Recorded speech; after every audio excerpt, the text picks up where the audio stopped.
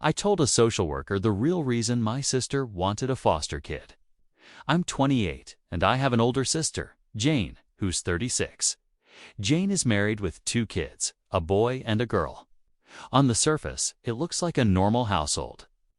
And to anyone outside, the family, she plays the doting, tired mom who just needs a little help. But I've lived in that house, and I know better. A few years ago, I moved in with her for what was supposed to be a temporary stay while I figured some things out. That turned into hell on earth. From the moment I unpacked my bags, I wasn't a guest. I was free labor. She expected me to cook, clean, run errands, and watch the kids constantly. Even after I picked up a part-time job, she demanded I hand over nearly half of what I made for rent, all while still expecting full-time babysitting. If I dared to push back or try to make plans for myself, she'd flip.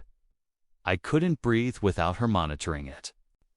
I was emotionally and physically drained until I finally managed to move out. That experience killed most of the relationship I had with her. Now, we barely talk outside of birthdays or family gatherings, and that's how I prefer it. After I left, she started constantly complaining that she had no help, that nobody wanted to watch her kids, and that it wasn't fair she never got a break. I helped when I could, but I drew boundaries. Just because I'm not at work doesn't mean I want to play full-time nanny again. I'd done my time. Then, a few months ago, she dropped a bomb. She told me she was thinking about fostering. Specifically, she wanted to foster a teenager. That raised some red flags right away, so I asked her why. Her answer made my skin crawl. She wanted a 16 or 17-year-old, someone who had been in the system long enough to be grateful. She said she didn't want a young kid because teenagers are easier and she wouldn't have to do much parenting. She planned to have them share a room with her son, or if that didn't work, sleep in the garage. Yes, the garage. She was convinced a foster teen would be so thankful for food, clothes, and a roof that they wouldn't mind doing housework, helping with her cookie baking side business, babysitting her kids, cleaning up, and running errands. She literally said she wouldn't have to pay them anything. She viewed the foster care system as a way to get a living maid nanny without the cost. And once that teen aged out at 18, she'd just get another one. I told her flat out that she was insane, that what she was describing wasn't fostering, it was exploitation. But she laughed it off, said I was being dramatic. They're just foster kids, she said. They'll be lucky to even have a home. A few weeks went by and I tried to forget about it, thinking maybe someone at the agency would see through her. Then one afternoon, a social worker showed up at my apartment. Jane had listed me as a character reference for her foster application. No heads up, no warning, just dropped my name like I'd vouch for her. The social worker asked if I had insight into Jane's home and parenting style. I didn't hesitate. I laid out the truth. I told her what it was like living with Jane, how she used me for unpaid labor and treated me like a servant. I told her exactly what Jane had said about wanting a foster teen to do chores, babysit her kids, work her cookie hustle, and sleep in the garage. The social worker kept a straight face, but thanked me at the end. 2 days later, Jane called me sobbing. She'd been rejected from the program. The agency told her she and her home were not a good fit. She wanted to know if I'd said anything. I told her yes. I told the truth. She lost it. Cursed me out over the phone, accused me of ruining her plans and turning people against her. I hung up. I'm 28, and my older sister Jane is 36. From the outside, she looks like the perfect suburban mom, 2 kids, a husband, a cookie baking side business, PTA meetings. People see her Facebook posts about the joys of motherhood and think she's Wonder Woman. But I know better. A few years ago, when I hit a rough patch and needed a place to stay, Jane offered her spare room. I was grateful at first, until I moved in. From day one, I wasn't a guest, I was her unpaid help. I cooked dinner every night, scrubbed floors, folded laundry, and babysat her kids constantly. Even after I picked up a part-time job, she demanded I give her nearly half my paycheck for rent while still expecting me to work as her live-in nanny. If I said no or dared to make plans for myself, she'd explode screaming about how I was selfish, how family should help family. I was emotionally drained, constantly walking on eggshells. When I finally scraped enough money to leave, I swore I'd never put myself in that position again. We barely talk now. Holidays, birthdays, that's it. I keep my distance. Then, a few months ago, she called me sounding cheerful to cheerful. Thinking about fostering, she announced, specifically a teenager. Something about the way she said it set off alarms. I asked why not a younger kid. Her response made my stomach turn. Because teens are easier, she said matter-of-factly. They can watch themselves and help out around the house. Plus, if they've been in the system long enough, they'll be grateful. I won't have to parent much. I stared at my phone, stunned. Then she kept going. She said she'd have them share a room with her son, or if that didn't work, set them up in the garage. She laughed like it was no big deal. They won't care, she said. They'll be happy just to have food and a roof. And they can help me bake, babysit the kids, do some chores. Nothing crazy. I wouldn't even have to pay them mitts. A win-win. My blood ran cold. She wasn't talking about fostering. She was talking about getting herself free labor. And the worst part? She planned to just swap them out when they aged out at 18. I told her flat out, Jane, that's disgusting. You're not talking about helping someone you just want a maid. You don't have to pay. She laughed it off. Oh, stop being dramatic. They're foster kids. They'll be lucky to have anyone take them in. I couldn't shake it. Weeks later, I got my answer. One afternoon, a social worker knocked on my door. Jane had listed me as a reference on her foster application without even telling me. The social worker asked if I could speak to Jane's parenting and home environment. I didn't even hesitate. I told her everything. I explained how Jane treated me when I lived there like hired help without pay. I told her exactly what Jane had said about wanting a foster teen to babysit, clean, work her cookie business, and sleep in her garage. I watched the social worker's neutral face carefully, but I could see her scribbling notes. 2 days later, Jane called me. She was hysterical. They rejected me. She sobbed. They said my home wasn't suitable. Did you tell them something? I didn't lie. Yes, I told them the truth. Silence. Then she exploded. You ruined this for me. Do you know how much I needed this? How dare you turn people against me? Jane, I said calmly, you weren't trying to foster. You were trying to exploit a kid who's already been through hell. I'm glad they stopped you. She screamed, cursed me out, and hung up. My phone blew up with angry texts after that. Her, my mom, even her husband trying to guilt me. But I didn't back down. I blocked them all for a week just to breathe. Part of me felt sick because, yes, I knew I'd lit the match that blew up her plan. But the bigger part of me, relieved, because somewhere out there is a kid who won't be trapped in her house, scrubbing floors in a cold garage while Jane brags about being a hero foster mom online. I can live with Jane hating me. What I couldn't live with was knowing I stayed quiet and let her do it. Story 2. I saw my parents' anniversary dinner on Instagram. I dressed up, drove over. The guard said, "She instructed us not to let you in." I called my sister. She whispered, "You weren't invited. There's no seat for strangers." 40 minutes later, my card buzzed. $6,800. As an apology for your absence. I made one call just as dessert was served.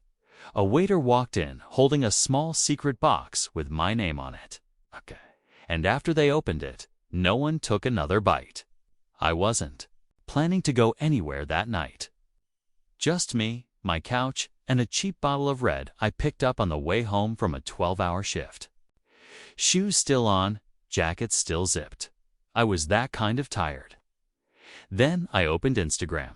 Top of my feed, my mom smiling wide, glass raised. Caption: surprise anniversary dinner for the best husband and father.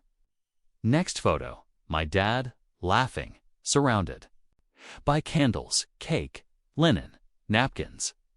Third, my sister in a dress I paid for last Christmas, arm in arm with her fiancé, toasting the happy couple. Fourth, a long table, 15 seats, everyone I knew except me. I scrolled again, slower this time, like, maybe I missed something. A tag, a mention, a text, nothing. I sat there blinking, bottle unopened in my hand. Then I did something stupid. I got dressed, pressed my one decent shirt, found the watch my mom gave me years ago, grabbed a card I'd picked up weeks earlier. Blank inside, still sealed, and I drove. The restaurant was 22 minutes away. Every light felt like an omen. I parked 3 blocks down because the valet lane was full. The place was glowing. Tall windows, gold trim, a violin playing somewhere. I couldn't see. I walked up to the host, gave my name. He blinked, checked the list, then stepped aside for someone else to answer. The guard.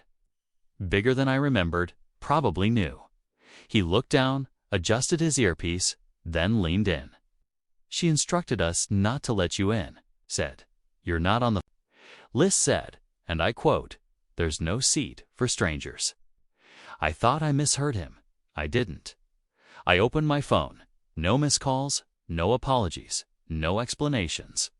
So, I call my sister. She picked up after the second ring, then whispered like she was hiding in a coat closet or a bathroom stall. You weren't invited. It's complicated. Please don't make this a thing. Then she hung up. I stood there for a full minute. Then another. Eventually, I nodded. Said thanks to the guard, turned around, walked back to my car, didn't cry, didn't scream, just sat there, staring at the dashboard. The engine's still off, watching guests through the window lift their forks. Laugh toast like I didn't exist. Then my phone buzzed. I looked down. $6,800 pulled from my secondary card. Memo for the family dinner. Thank you again. A second buzz, same card. Another $400 flowers and custom cake. And a third, final invoice paid in full. I smiled just once. Not from joy, from clarity. They didn't forget me. They used me. They always said I was too busy. Workaholic never picks up the phone. Probably forgot it's Christmas again. I didn't forget. I just stopped trying to show up where I was always a footnote. The last time I was invited to a family dinner, it was my mom's birthday 3 years ago. I paid for everything. The restaurant, the decorations, the Uber for Grandma, and when I got there, it already finished the cake. No one noticed I was an hour late because no one noticed I was coming. My name wasn't on the card. The gift they handed her, a group present. Bought. With my money, signed by everyone else. I remember Mom smiling, tearing up, and hugging my sister. Thank you, she said. You always know what I like. I'd wired the money 2 days earlier. They just forwarded it to her from the joint family account. No mention, no nod, not even a glance. That night, I went home and wrote a note in my phone. Next year, don't bother. I never deleted it. The year after that, for Father's Day, I sent a leather-bound journal to Dad. Monogrammed, expensive, no response, just a text from my sister. Hey, can you also help cover the recliner we got him? It was a little over budget, like $300. I'll send the receipt. No greeting, no question, just expectation. Then there was my niece's graduation. I booked the venue, ordered catering. I was told I couldn't make it. COVID capacity limits. But I saw the photos, 20 people, and a banner that read, "Thanks to Aunt Lily and Uncle Mark for making this happen." I am not Uncle Mark. Lily is my sister. Mark is her fiancé. They used my money, put his name on it. That was the pattern. I paid, they smiled. And when I asked, just once, if we could maybe talk about budgeting or splitting costs, I got hit with, "It's not about money. Don't make this transactional. You're the one who chose that life. We didn't. That life." I worked 60-hour weeks. Lived in a one-bedroom apartment with creaky floors and no view. I didn't have a dog or a partner or even a full set of dishes. I sent money every month because Mom said rent was tight. I covered the electric bill when my sister's creative business flopped. I paid for Dad's new dentures, then got told I never show up when it matters.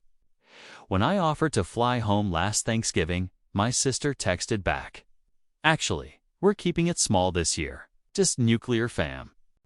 I stared at that text longer than I'd admit. I thought I was nuclear fam. Turns out I'm just the reactor. They take the heat, leave me the waste.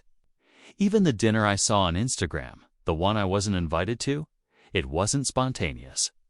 3 weeks earlier, Mom had called me, said she was just venting. She and Dad were sad they hadn't done anything big for their anniversary, that after 35 years, maybe they deserved something, but restaurants were expensive and she didn't want to put pressure on anyone. I remember sitting on the edge of my bed, looking at my checking account and then saying, "If you find a place, I'll take care of it. You deserve something nice."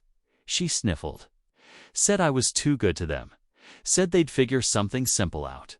That was the end of it. I never heard back until Instagram told me the rest. Until I saw the linen napkins, the plated halibut, the imported wine, the custom cake with 3 tiers and gold leaf initials. I knew that cake.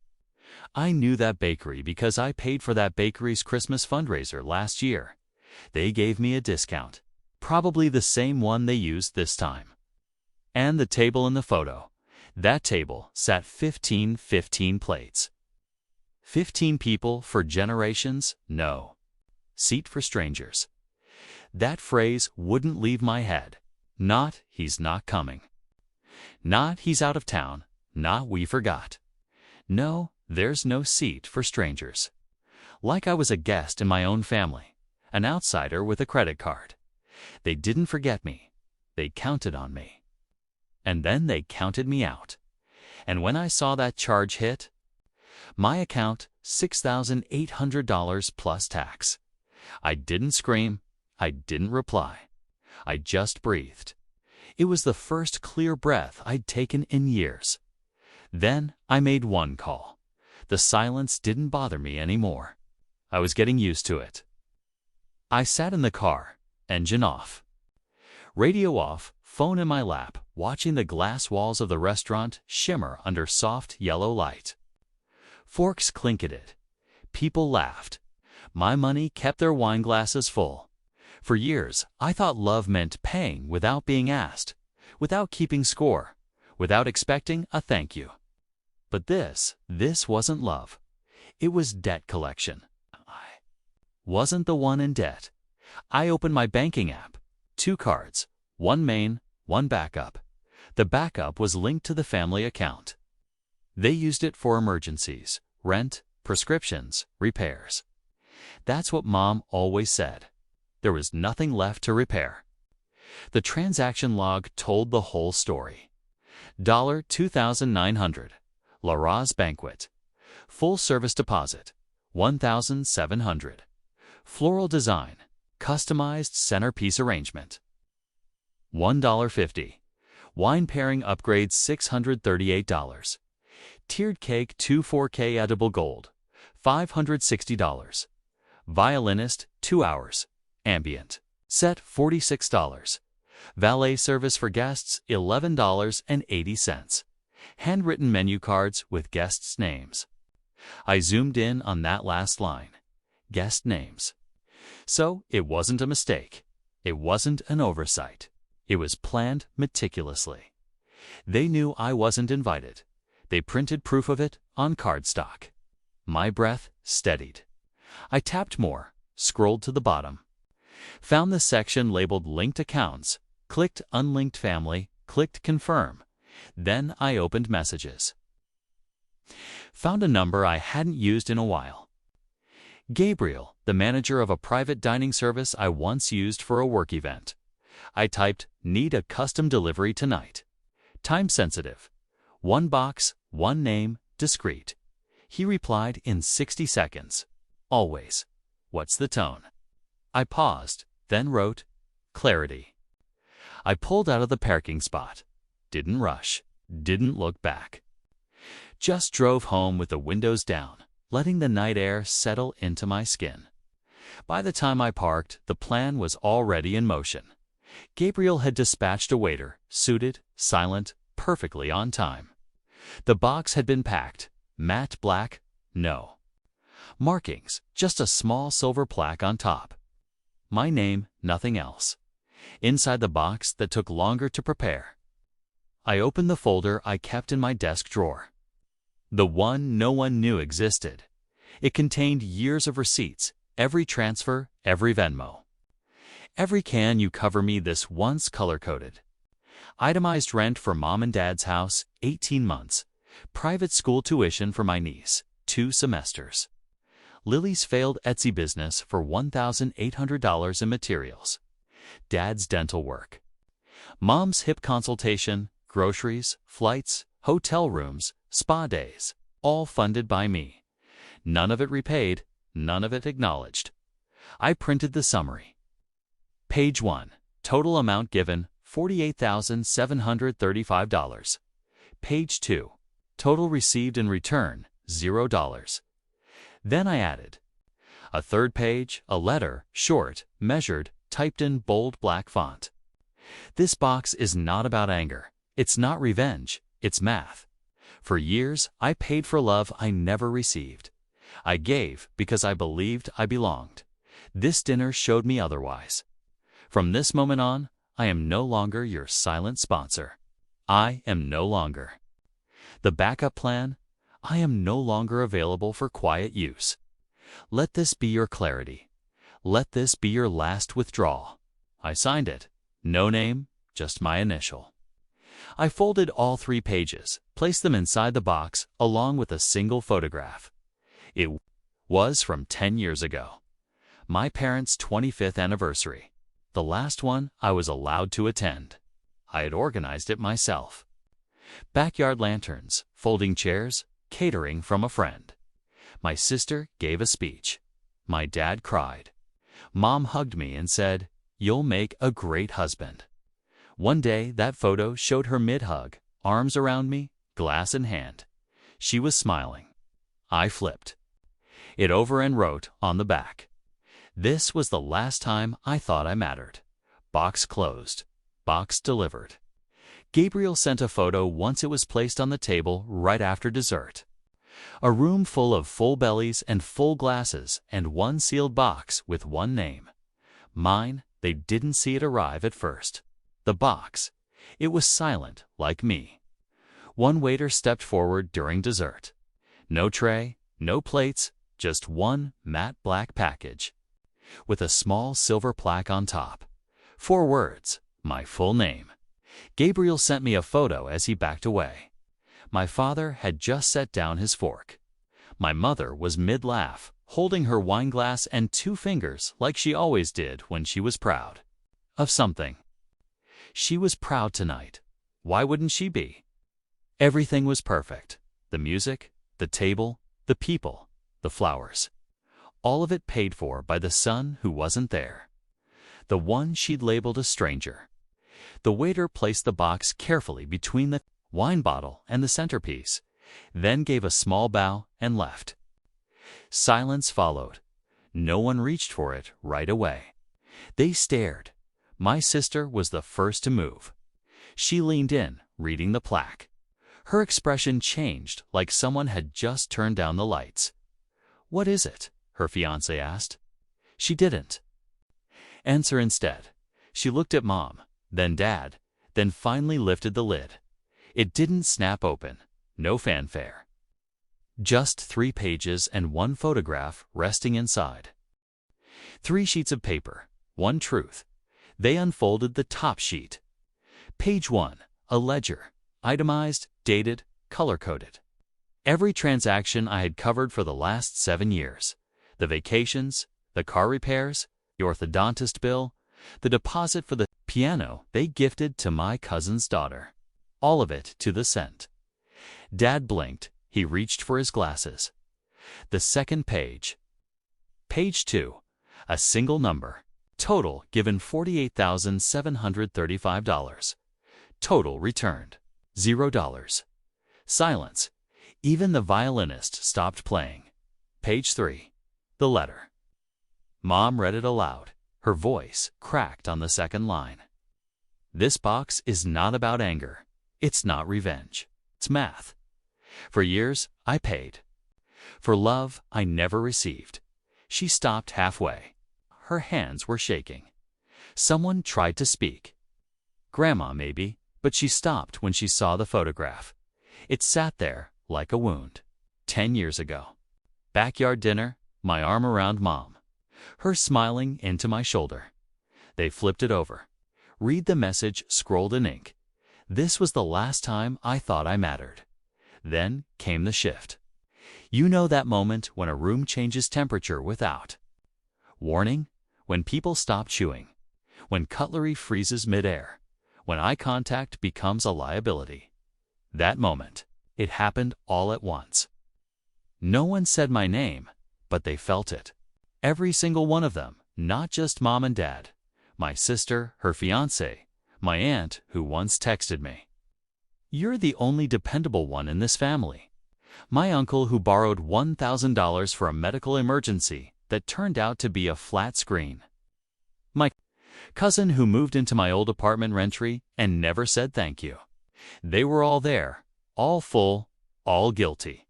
I didn't need to be in that room. I was everywhere in it. In the napkins, in the imported wine, in the gold flakes on the cake. They had eaten my presence and toasted to my absence.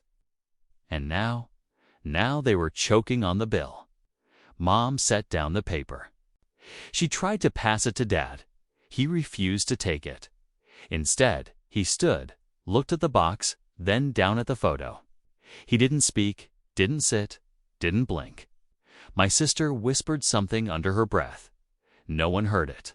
No one responded because there was nothing to say. Not when you realize the quiet one was watching, calculating, documenting, and waiting. Not for applause, not for guilt, but for the exact moment they'd finally see themselves clearly. And they did. That night, nobody finished dessert. Nobody toasted again. Nobody opened their mouths. Because the only thing that got served after that box was silence. I didn't check my phone that night, not once. No calls, no messages, no sudden voice memos, no blurry photos from the dinner. No, we need to talk. Nothing, just silence. And honestly, it was the most honest thing they'd given me in years. They finally stopped pretending. Stopped pretending I was part of it, a part of them, part of the photo albums, the group texts, the holiday toasts. And I finally stopped hoping. I slept. Better than I had in months. Not because everything was fixed, but because the pretending was over. The next morning, sunlight cut across my floor at exactly 6:42 a.m. I didn't draw the curtains. I wanted to feel it, that warmth, that clarity, that confirmation I was still here, still standing. I made coffee, the good kind. Sat by the window in my threadbare hoodie and watched a city that owed me nothing to breathe. People walked dogs. Trucks rumbled past. Some kid kicked a soccer ball against the wall like the world hadn't just shifted. And I smiled because maybe it hadn't. Maybe it was just me. I opened my inbox. One new email. Subject line invoice paid. Latte-ass banquet automatically forwarded from my backup card. the one I deactivated less than 12 hours earlier. They tried to run the final balance, like nothing had happened. Like their night wasn't funded with silence and sugar. It bounced. The account no longer existed. Neither did that version of me. 10 minutes later, a text from Lily. What was that? No greeting. No apology. No apology. Just a jab, a deflection. I didn't reply. 5 minutes later, another one. You embarrassed Mom. Dad's furious. Was this your goal? To ruin their night. I stared at the screen. I could feel the old instincts kicking in, the urge to explain, to clarify, to soften the blow she delivered to me in 1,000 small ways for years. But I didn't. Instead, I answered her the only way that mattered. You ruined it when you planned it without me. I hit send, blocked her, and let the silence return. It was heavier now, but not cold, just full, like a door that finally closed. That evening, someone rang my doorbell. I wasn't expecting anyone. I looked through the peephole. My stomach dropped. Mom alone. No bag, no flowers, no dramatic pose, just her standing quietly in the hallway, holding something against her chest. The box, same matte black surface, same silver plaque, same weight. I opened the door, didn't speak, didn't move. She looked. Up her eyes weren't red, not like someone who'd been crying, but they were softer, less sure. Her voice was quieter than I'd ever heard it. Can we talk still? I didn't move, didn't invite her in, didn't unlock that part of me. She shifted the box in her hands. I read it again this morning. I think I finally saw it. Silence. You were never a stranger, she said. We just treated you like one. My throat tightened, but I didn't flinch, because this wasn't the moment for comfort. This was the moment for truth. I nodded toward the bench outside. She followed. We sat. She placed the box gently on her lap, like it might break, like I might. I don't know how to fix this, she said. I don't even know where to start. I watched a car pass, a couple laughing in the back seat. Someone else's moment, someone else's noise. Then I looked at her. It's not yours to fix anymore. She blinked, nodded, didn't argue, then handed me something, an envelope. Inside a photograph, the same one I had sent them, but this one had writing on the back, not mine. Hers, I forgot how much he gave us. I remember now for a second. I didn't move, just held it, felt the years in the paper, felt the weight in my hand. Then I gave it back gently. I don't need reminders. I need peace. That was the first time I saw her shoulders fall, like something inside her gave up. Not in defeat, but in release. We sat a little longer. Neither of us filling the space, just breathing in it. Eventually, she stood. Your seat will always be there, she said. If you ever want it. I didn't answer. She waited, then turned, walked back the way she came. Box in hand, lighter now, maybe emptier. I watched her disappear down the steps, closed the door, locked it, then made tea. Sat at my kitchen table, alone, but not lonely. Not anymore. I looked around my quiet apartment, books on the shelf, shoes by the door, keys in the bowl. Everything. Where I left it, it's everything I built, paid for, earned, and whispered to no one. I brought my own chair. It's been a year. No calls on my birthday. No card in the mail. No, we've been thinking about you. No awkward forwarded memes from Aunt June. And for the first time in decades, I didn't wait for any of it. I woke up, went for a run, grabbed coffee from the place around the corner where they know my name and my order, and spent the day hiking alone through the hills outside the city. Silence wasn't a punishment anymore. It was a gift I gave myself. I still remember the dinner. It's not because I was there, but because of what came after. 3 days later, Dad sent me a check. $48,735. Exactly what I'd written in the ledger. No note. No apology, just a number. I didn't cash it. I didn't rip it up either. I pinned it to my fridge. Not for revenge, for proof. Proof that they saw it, that they couldn't unsee it. Lily, she unblocked me in February, then sent a photo of her wedding invitation. They moved the date, the venue, even the guest list, she said. Thought you might want to come this time. No, sorry. No, you were right. Just a photo. Didn't respond. That silence, it spoke louder than her whole speech would have. I found out later she uninvited 3 people after they defended me in the group chat. Said they were creating division. Translation: they made her feel something. Gabriel told me Mom still brings up the box sometimes, never in detail. Just calls it that moment like it's a ghost in the hallway. Apparently, she keeps it top shelf. In her closet next to the photos she used to hang in the living room. That part? Yeah, it stung, but not as much as it used to. Because here's the thing. I didn't vanish. I didn't explode. I unsubscribed from the emotional subscription service. I never signed up for the monthly guilt, the passive-aggressive invoices, paid in silence, the but-where family loyalty discounts, all canceled. And once you cancel something broken, you start building something real. I started hosting Friday dinners. Just 6 people, friends, neighbors, a coworker who once called me. The quiet one who actually listens. We don't wear fancy clothes. We don't assign seats. We pass bread with our hands and laugh too loud and sometimes forget the wine in the freezer. But every week, someone brings something. A pie, a playlist, a story.